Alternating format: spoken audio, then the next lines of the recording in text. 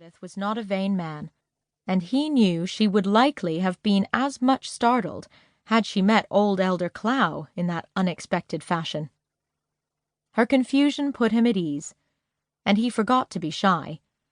Besides, even the shyest of men can sometimes be quite audacious in moonlight. "Let me get you a cup," he said, smiling. There was a cup nearby, if he had only known it. A cracked, handleless blue cup, secreted under the maple by the Rainbow Valley children. But he did not know it, so he stepped out to one of the birch trees and stripped a bit of its white skin away. Deftly, he fashioned this into a 3-cornered cup, filled it from the spring, and handed it to Rosemary. Rosemary took it and drank every drop to punish herself for her fib, for she was not in the least thirsty, and to drink a fairly large cupful of water when you are not thirsty is somewhat of an ordeal. Yet the memory of that draught was to be very pleasant to Rosemary. In after years, it seemed to her that there was something sacramental about it. Perhaps this was because of what the minister did when she handed him back the cup. He stood again and filled it, and drank of it himself. It was only by accident that he put his lips just where Rosemary had put hers, and Rosemary knew it. Nevertheless, it had a curious significance for her. The two had drunk of the same cup. She remembered idly that an old aunt of hers used to say that when two people did this, their after lives would be linked in some fashion, whether for good or ill.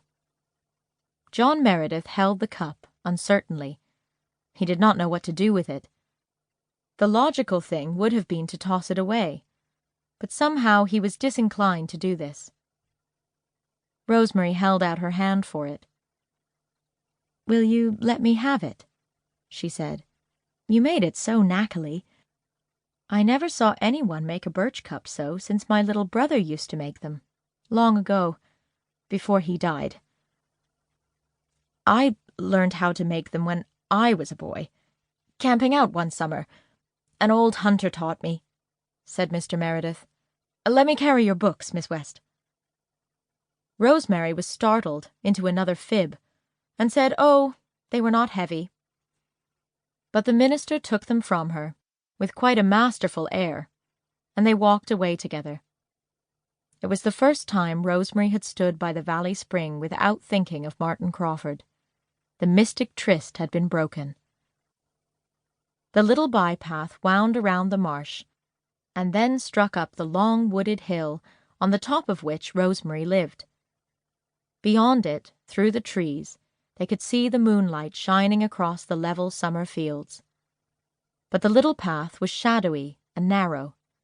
Trees crowded over it, and trees were never quite as friendly to human beings after nightfall as they are in daylight. They wrap themselves away from us. They whisper and plot furtively. If they reach out a hand to us, it is a hostile, tentative touch. People walking amid trees after night always draw closer together, instinctively and involuntarily, making an alliance, physical and mental, against certain alien powers around them.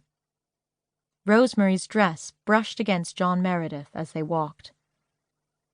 Not even an absent-minded minister, who was, after all, a young man still, though he firmly believed he had outlived romance, could be insensible to the charm of the night and the path and the companion. It is never quite safe to think we have done with life.